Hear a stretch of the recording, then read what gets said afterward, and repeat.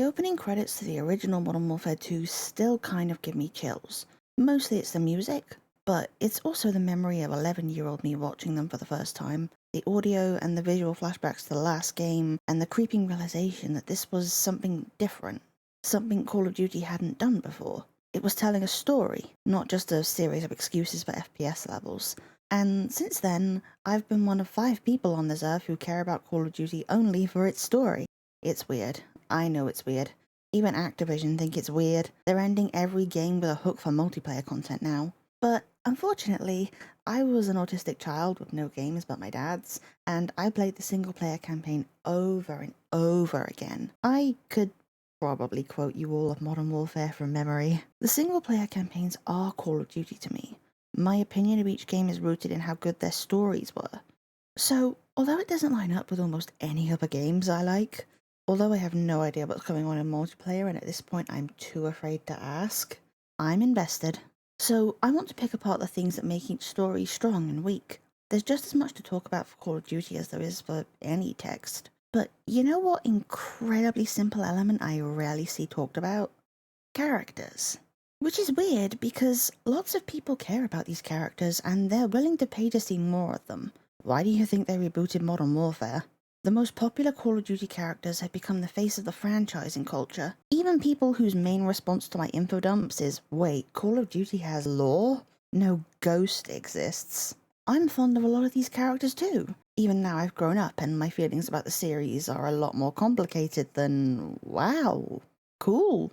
But the strengths and weaknesses of their writing are pretty much identical. The most popular characters are almost all classic characters, for reasons that you can't objectively measure. Nostalgia, familiarity, cool factor, memes. Oi, Susie. Things that take time and luck to build up naturally.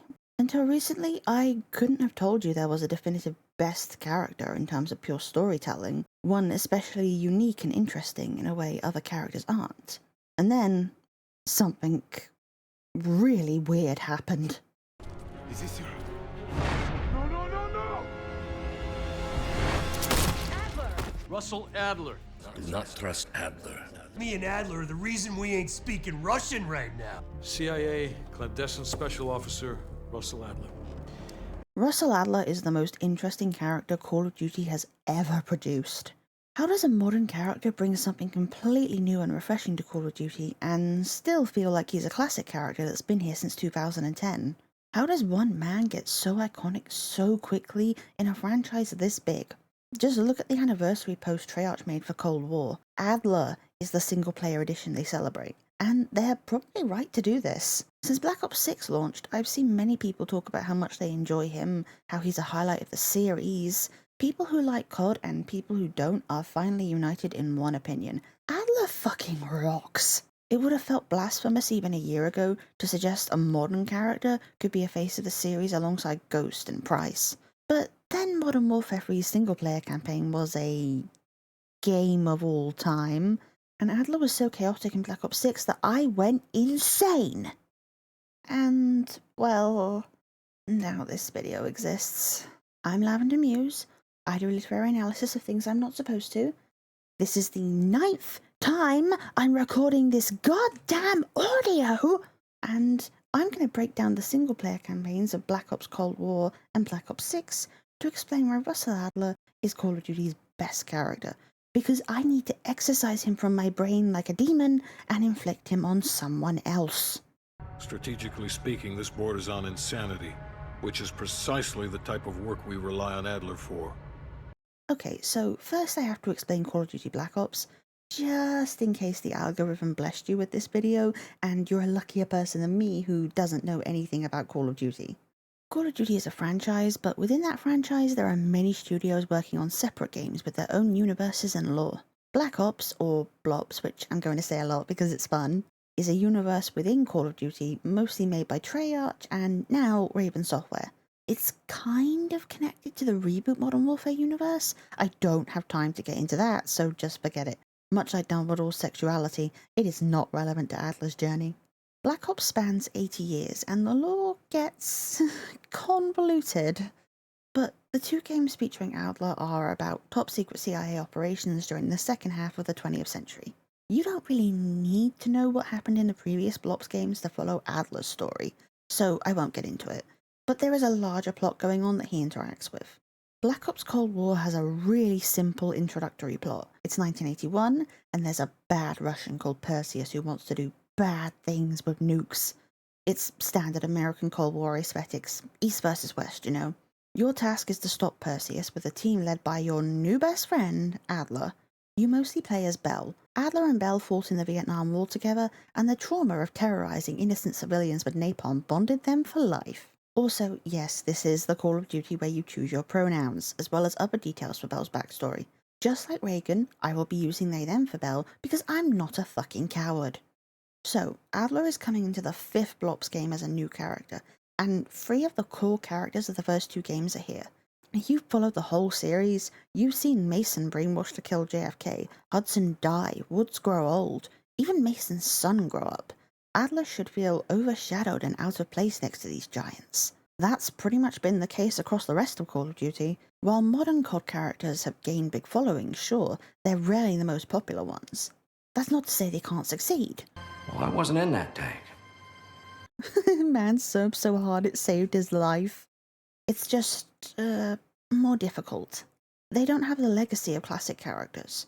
There's an adjustment period where people warm up to them. But not if you're Russell Adler, apparently. There's a lot of reasons Adler fits into the universe immediately, but one that's easy to miss is that the first mission of Cold War is a homage to the first mission of Black Ops 1. You open the game smoking in a bar, meeting with a local contact, with the lighting of the cigarette literally opening the game. You, Woods, and one other person go to a car in an alley. You fight for a house, you end up on a runway, and Mason rolls around on the tarmac because he's a good boy. It's a reintroduction after almost 10 years away from this era of the Black Ops universe. But this time, Adler is there. You reenact the first mission of the series with him. Adler feels like he's always been here because this mission suggests to you that he has been from the very beginning. This is what it would have been like if he was. Boy, I wonder if making you reenact scenarios and forcing you to form an association between Adler and a memory you didn't share with him would be relevant to the player again later. But that's just subtle psychological manipulation. A more obvious factor is his design. The scar, the cigarette that might as well be permanently attached to his hand, the jacket, the aviators. All these things tell you he's the picture of the Cold War American man, but they also create mystery. How did he get his scar? Why does he always hide his eyes?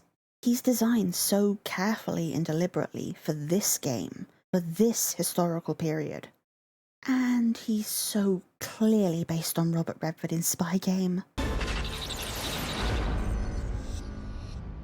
Spy Game is a 2001 movie starring Robert Redford as Nathan Muir and Brad Pitt as Tom Bishop, Muir's protege. When Bishop is captured and scheduled for execution, Muir breaks every survival rule he taught Bishop in order to rescue him. The whole time, he's also telling the story of their work together during the Cold War to a CIA boardroom looking to disavow Bishop. It's a great movie, seriously, go watch it.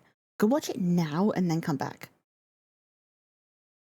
Okay, now we've all had some thoughts about 60-plus-year-old Robert Redford that we can't put back in the box. Let's carry on. Call of Duty's modern characters are basically all scanned from their voice actors' faces, but this isn't the case for Adler. If he resembles anyone physically, it's Redford, and even some of his outfits are uncannily similar to ones Redford's characters wear. He also shares a personality with Muir, a cunning, ruthless, morally grey CIA veteran who lives for his job and views everyone around him as an asset. Don't ever risk your life or your career for an asset. Comes down to you or them, send flowers. Muir and Adler are trying to shape Bishop and Bell into what they want them to be. All of this could be a coincidence, they're not exactly uncommon tropes. But the first 2 missions where you play as Bell, Da Nang and Berlin, are also chronologically the first 2 locations in the non-linear plot of Spy Game. Muir and Bishop meet in Da Nang, then Muir trains Bishop in Berlin. Bell and Adler meet in Da Nang, I know, and Berlin is their first real operation together. In both Spy Game and Cold War, a flashback framing device is used to tell the story of Da Nang. Both Bell and Bishop infiltrate a Berlin flat while a partner watches from the street. Both Bell and Bishop cross the Berlin Wall and escape the Stasi using a bathroom. There's even a guy vomiting in the Cold War bathroom, just like Bishop does in the movie. Nothing can convince me this isn't an intentional reference. The rest of the game is very different, sure, but Muir and Spygame's influence on Adler are undeniable. This means you immediately have cultural touchstones to compare Adler to. He's the cool, all-American guy of the period, and he doesn't even have to tell you that. You can get that impression just by looking at him, before he does any of this. His period wear, his everything, works just like Woods' Vietnam look, or Hudson always being dressed by the office. It's cinematic. It tells you something about their character. You don't know Adler, but you know American Golden Boy in face of the political thriller Robert Redford. Even if you don't know him, you know the archetype. For a cinematic experience, which Black Ops is clearly going for since it's imitating Spygame, this is good character design. Even when Adler ditches the distinctive jacket, he still has the aviator's scar and hair to fall back on. It's impossible to mistake him for another character. Seriously, why did the KGB just let this dude walk around? Okay, so that's your first impressions analysis of Adler.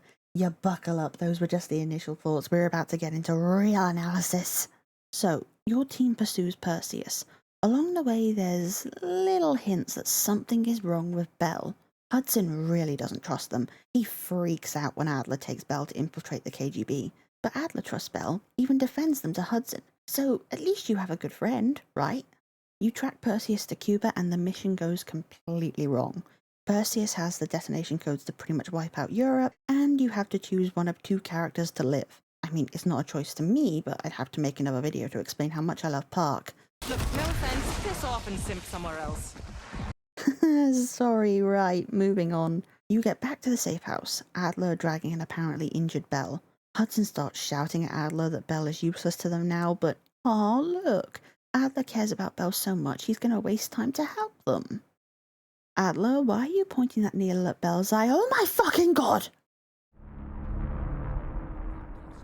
Do not trust Adler. Adler is lying to you. Do not trust him.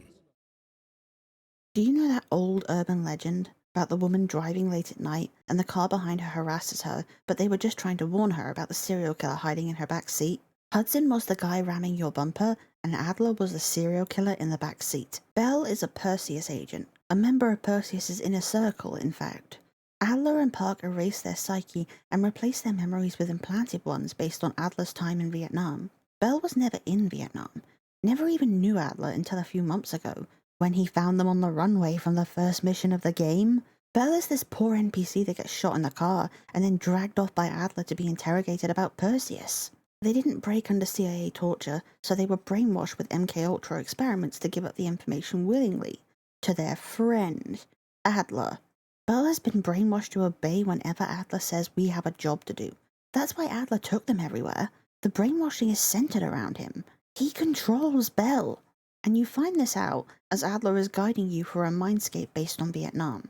He's trying to get Bell to open a red door, a visual metaphor for a block in Bell's mind protecting the last sliver of free will and information they've managed to hold back from him. And as Adler gets angrier and pumps them full of more drugs, the dreamscape starts getting trippier. We've been over this already. Skip ahead to the next one.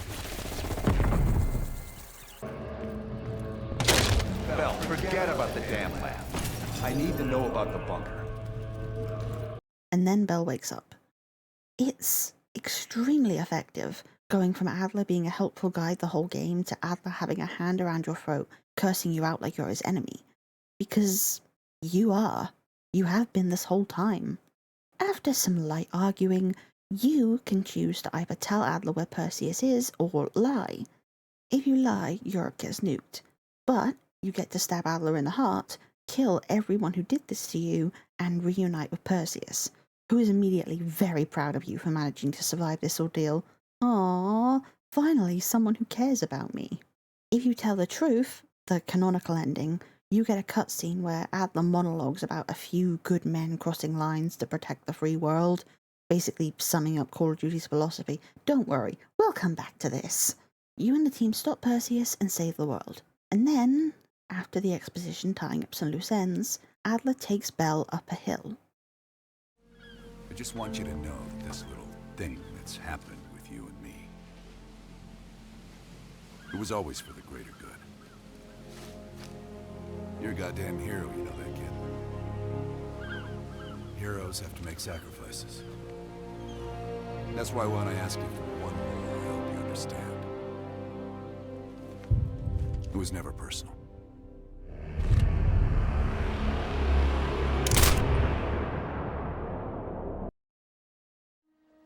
When I was a kid, I used to spend summers on my uncle's farm.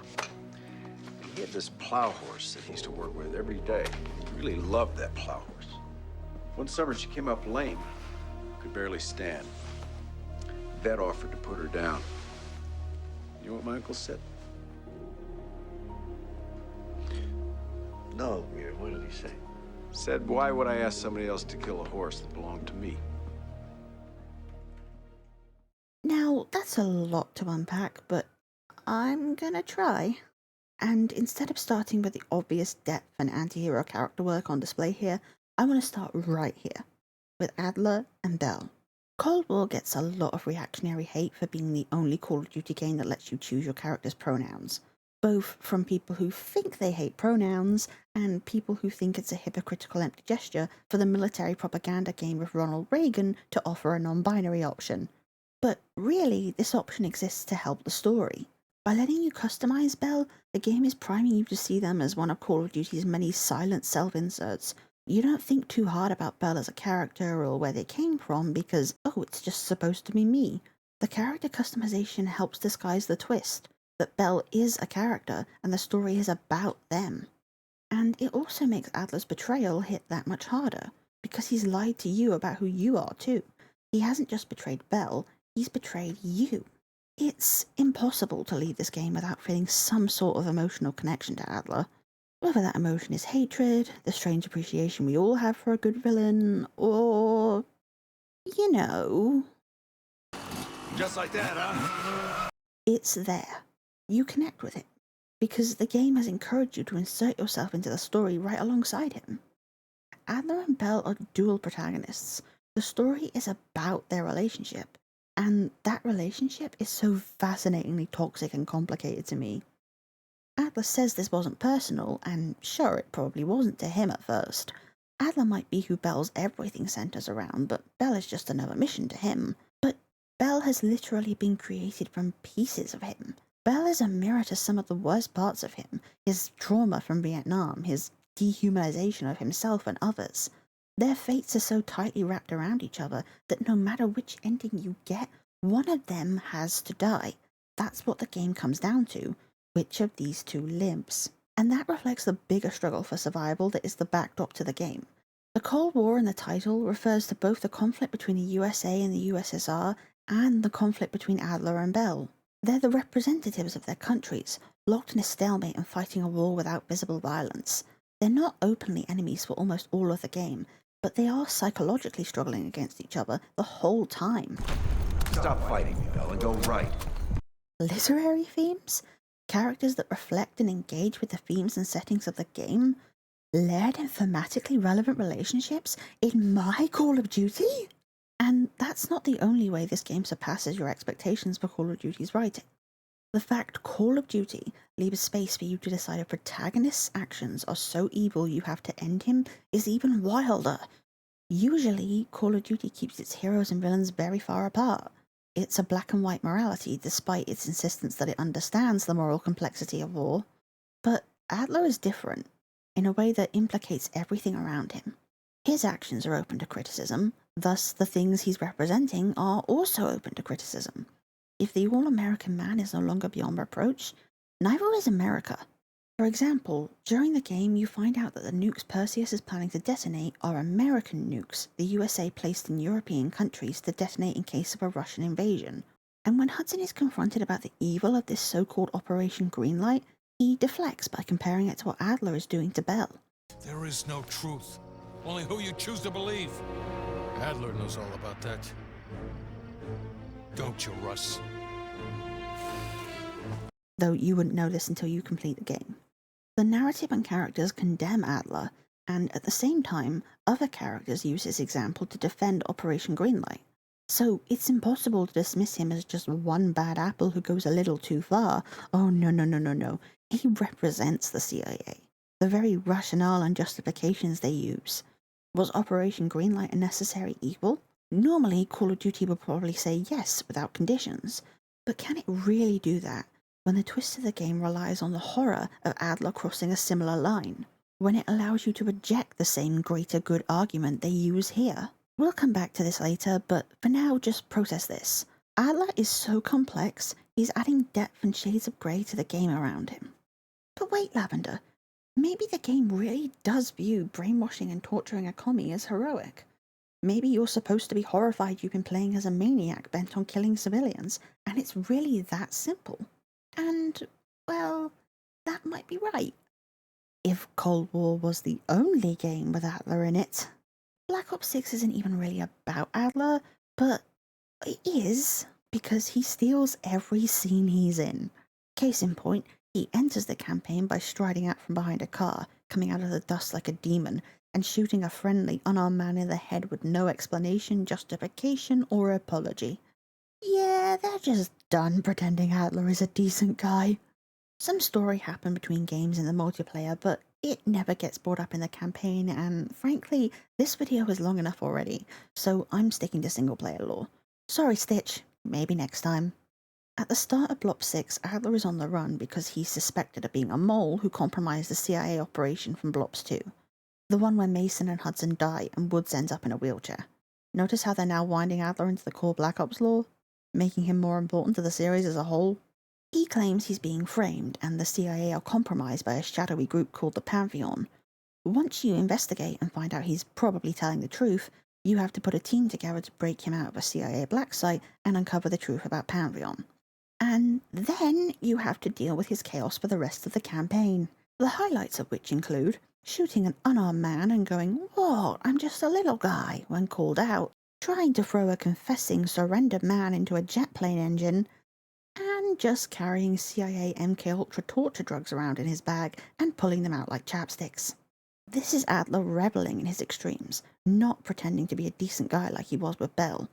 Although, even then he was a chaotic gremlin. Are you taking them into the KGB with you? Are you crazy? Wait for Mason or Woods to return. Look at him smoking while Hudson rightfully loses his mind over how stupid it is to take the brainwashed Russian into the KGB headquarters. He doesn't give a fuck. It's hard to summarize my feelings on Blob 6 as a whole, because its story is really good on the surface, but it kind of fails to deliver on the best stuff it sets up. I could rant for another hour about that, but I'm trying to stay focused on Adler here and how that's relevant to him. In the last act of the game, Harrow, the twist villain and Pantheon's most powerful mole inside the CIA, is reliving her worst trauma. The trauma that eventually led to her joining Pantheon and conspiring to use a chemical weapon on Washington. She claims Adler killed her parents in front of her when she was a child. They were CIA agents, and Adler was ordered by the CIA to kill their own. It was Adler. And I started laughing and clapping like a seal. The game claims this did not happen, because of course the CIA would never, and she has been misled. But I refuse to accept that. It happened.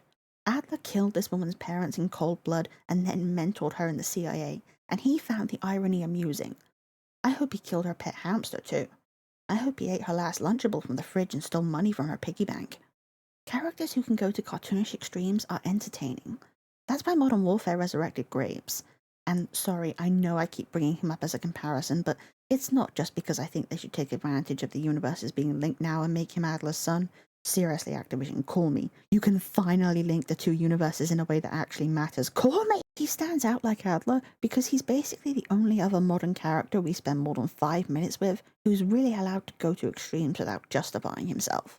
It's just, he's only allowed to do that because Modern Warfare stuck to protocol and made him the villain, with a betrayal that makes zero logical sense for him to do.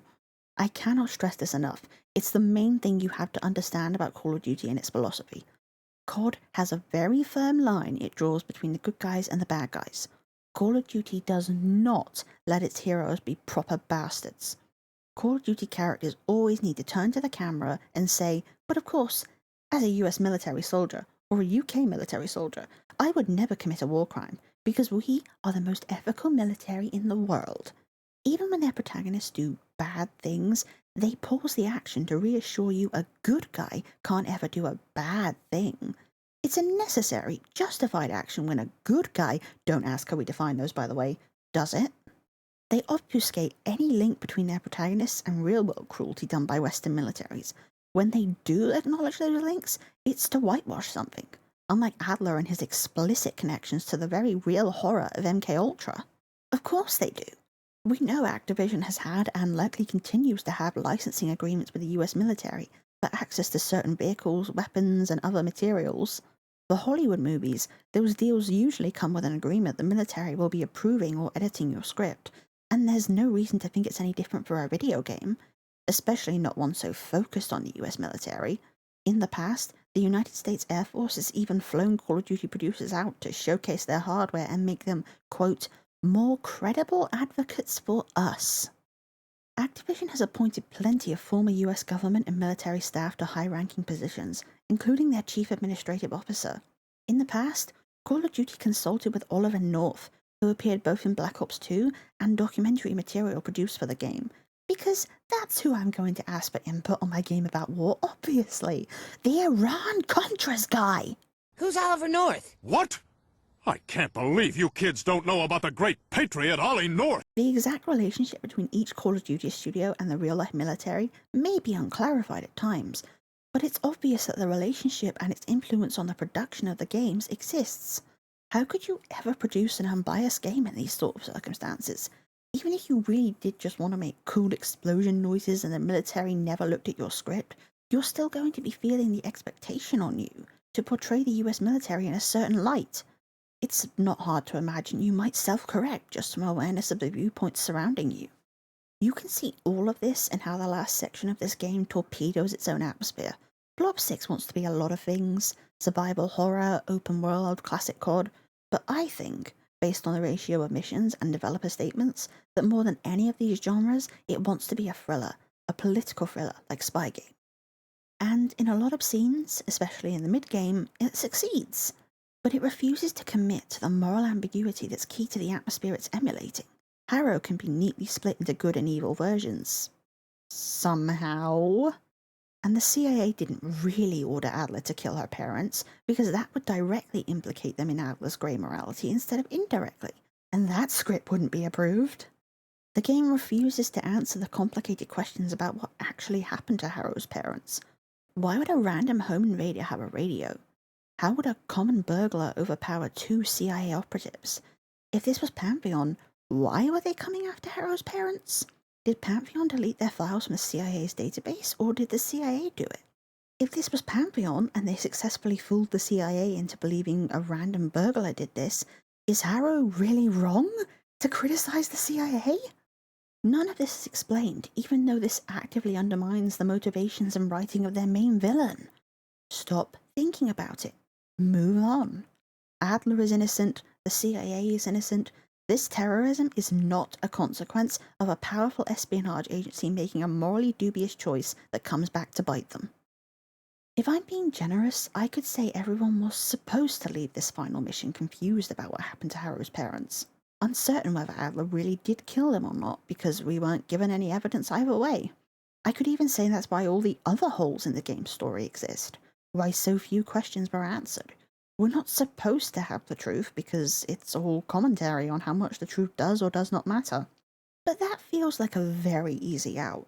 And I'm not giving this game an easy out.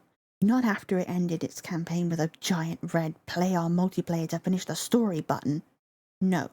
I think this game actively sabotages its own story, trying to defang anything critical Adler might represent about the systems he works within.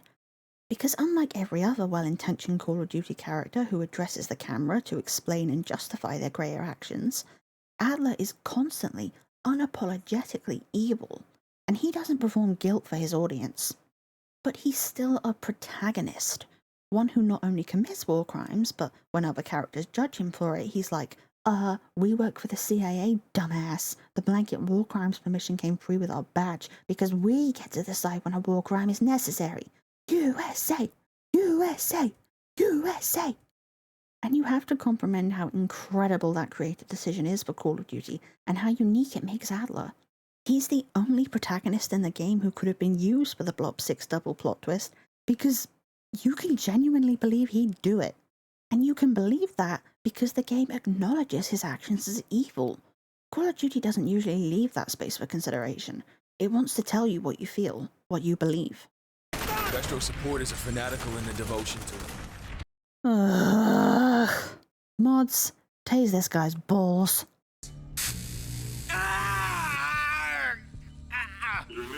Adler does defend his actions, and his defense sounds similar to the one Muir gives in Spy Game. Some of us have crossed the line.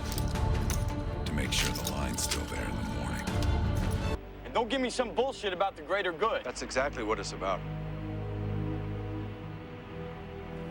Because what we do is unfortunately very, very necessary. And if you're not willing to sacrifice scum like Schmidt for those that want nothing more than their freedom, then you better take a long, hard look at your chosen profession, my friend, because it doesn't get any easier. But Muir's speech is supposed to make you uncomfortable. The whole movie is a process of peeling back the layers of his inhumanity to reveal the human within, a man greatly fond of Bishop, willing to throw everything he has away for a friend. And this is one of those layers of inhumanity. Cold War is the reverse, peeling back layers of apparent humanity on Adler to reveal a monster underneath. Adler's speech wants to comfort you, to put the monster away before he opens up more of the game to the same interrogation you've been giving him. But it doesn't work. Instead, because it comes seconds after you've seen the worst of his cruelty, We have no leads left. We'll push until we get what we need, or Bell dies. it almost feels like Adler's little speech is mocking the core beliefs it parrots, revealing how hollow these justifications for crossing the line ring when you're on the other side of the line. I can't even say this is intentional, it's just that Adler's mere presence is disruptive. He confuses Call of Duty's simplistic good guys and bad guys world. The traditional Call of Duty speech feels completely different coming from him than, say, Price. Almost self-deceiving. I mean, look at this. The over-the-top symbolism, the planes, the aircraft carrier, America's military might against the setting sun like a shot from Top Gun. All moments after he stabs a needle through your eye and reveals he's a demon who has stolen your whole identity. Adler turns traditional Call of Duty visual imagery into parody through the sheer disconnect between them and his actions. It doesn't belong in this game. Is there another game with a chaotic guy who brainwashes you and steals every scene he's in? A game that parodies and scrutinizes the US military and the purpose of a nation and maybe of soldiers?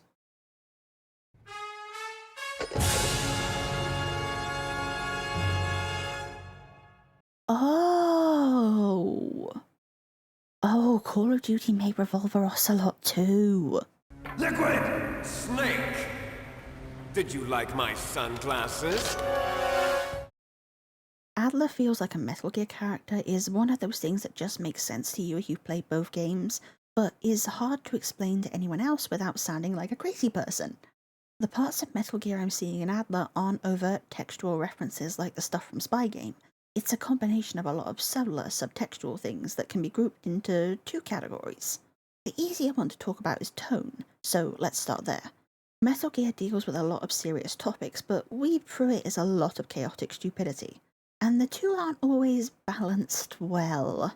Similarly, I can't tell if Call of Duty wants me to be shocked and appalled at the reveal Adler killed Harrow's parents. I'm pretty sure it does, but that's not how it lands. It hits like the funniest punchline in the world to two games of chaotic behavior. Yeah, he killed her parents in front of her. Why are you laughing? That inability to tell if the game is serious, because the characters are being so cartoonish, is peak Metal Gear. It's like Ocelot finger-gunning a militia to death during the emotional climax of a whole act of the fourth game, making me laugh until my stomach hurts while beloved characters are dying. And on the topic of Ocelot, he brainwashes a man to believe he's someone else, even brainwashes himself twice. It's a trope Adler abuses in similarly ridiculous fashion. And then he names Bell after the Bell used to brainwash them. If you asked me to guess which media Bell was from, based on nothing but their name and the explanation, I'd probably guess Metal Gear. That's not the only time Adler causes some Kojima-ass writing. He inspires lines like this. Figured if I stuck around hell long enough, I'd see the devil. God, I know Kojima's mad he didn't have someone say this exact line about Big Boss. Hey, where do you think you're going, Kojima? It's no secret Kojima put a borderline legal liability amount of his love of cinema into Metal Gear. Escape from New York, Kurt Russell and the Eye Patch, using names from the movies, you know, he did it all. So Adler and his obvious Robert Redford in spy game inspiration would be right at home. He comes from a similar appreciation for cinema. You see what I mean? A bunch of little details, but when you put them together, you get the cinema-informed character design, audacity, and over-the-top chaos to fit in the Metal Gear universe. There aren't many other Call of Duty characters who could keep up with Metal Gear's mismatch between tone and content. There aren't any of us who feel like they bring a bit of that mismatch into Call of Duty, who can turn heinous crimes into comedy. And speaking of heinous crimes, I guess it's time to talk about the second category of things that make Adler feel like a Metal Gear character. Philosophy and themes. No, come back here. You sit in that corner with Kojima and you listen to me talk about Call of Duty and philosophy. Smarter people than me have discussed Call of Duty's politics, but I don't think I really need to pick them apart here. Adler already laid out the simplest version of the philosophy for me earlier.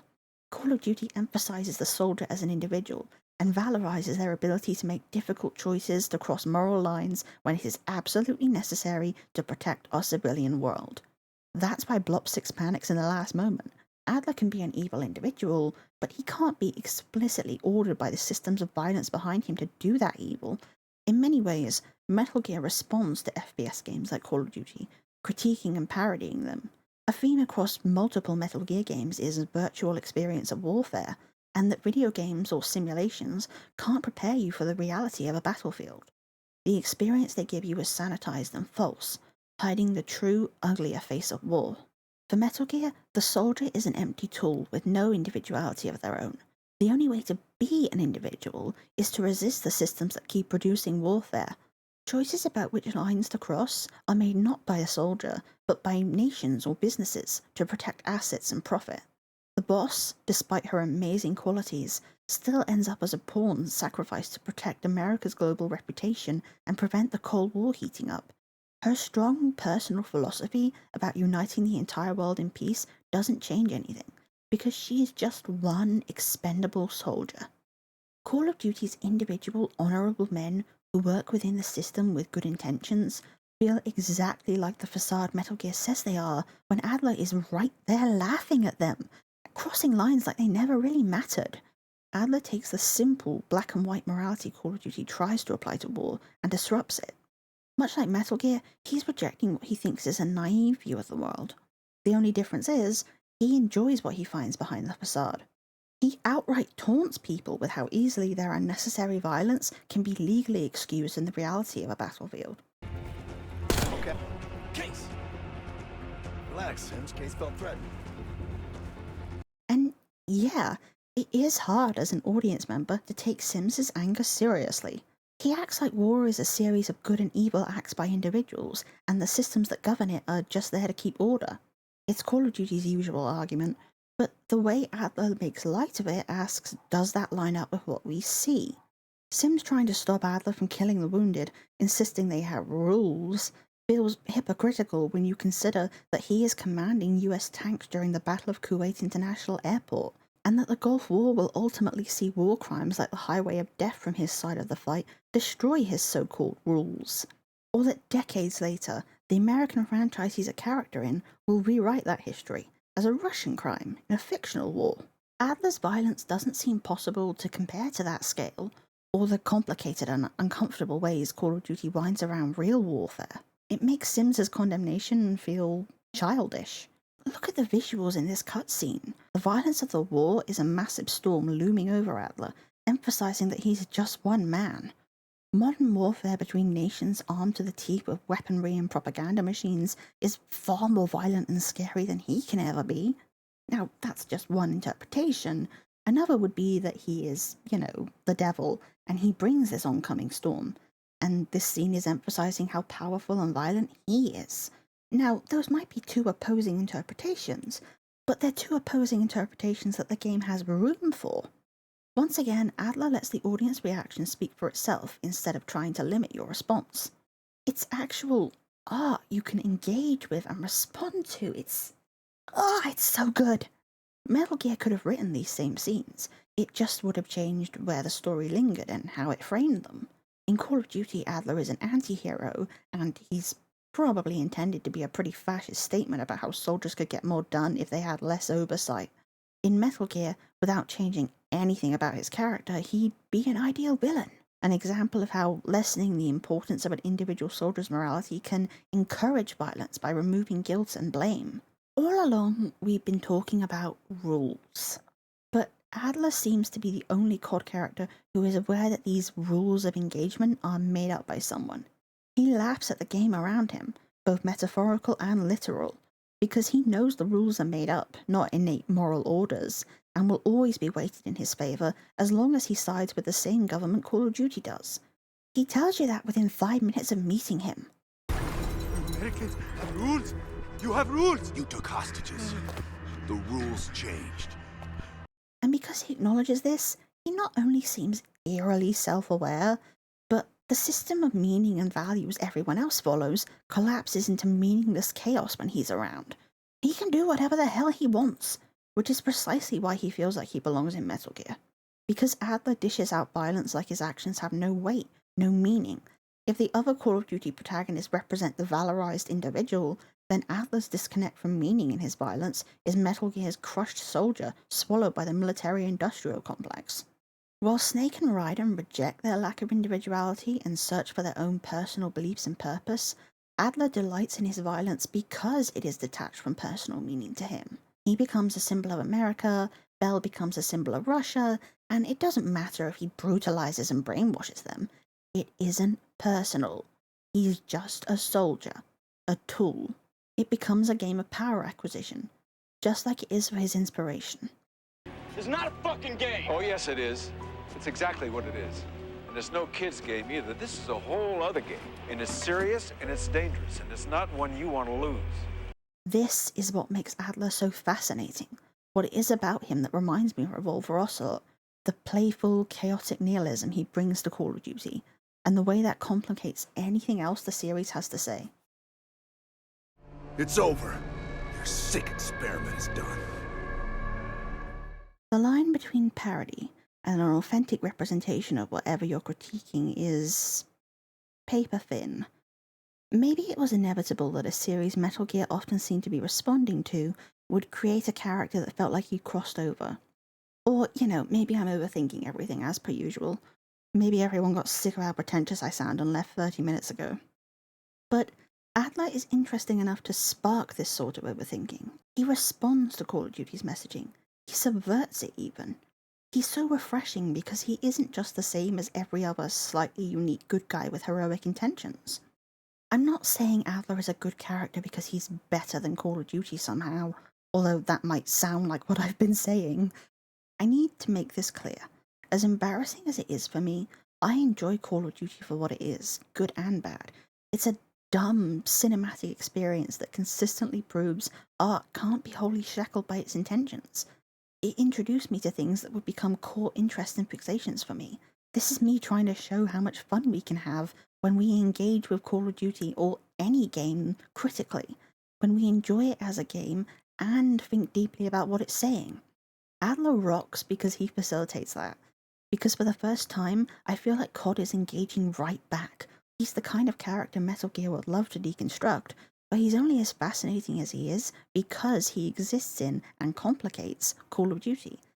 So, what does this mean? Is Adler a sign Call of Duty is evolving? Is there a secret rebellion in the Raven software offices? Is Call of Duty Black Ops a masterpiece of literature? No, obviously. Black Ops 6 definitely wants to evolve Call of Duty away from a formula, and Adler definitely is Call of Duty finally acknowledging the so-called real-world good guys have done evil things, but he's not supposed to make you interrogate the whole series. Adler is a cartoonishly evil character.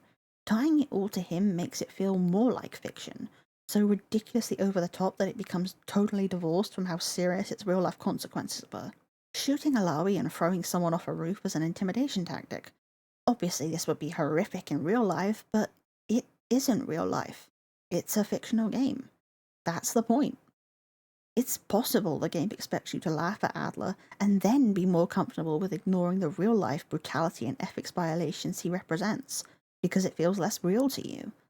But the thing is, he acts as a wedge in the door for a more complicated discourse.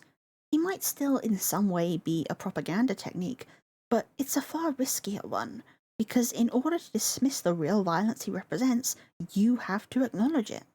In order to make space for you to laugh while Adler kills brown men, reduced to the generic villain they have been for FPS games for decades now, it also has to make space for you to laugh at seeing Call of Duty's own hypocrisy laid bare. Ugh, why am I even making this video?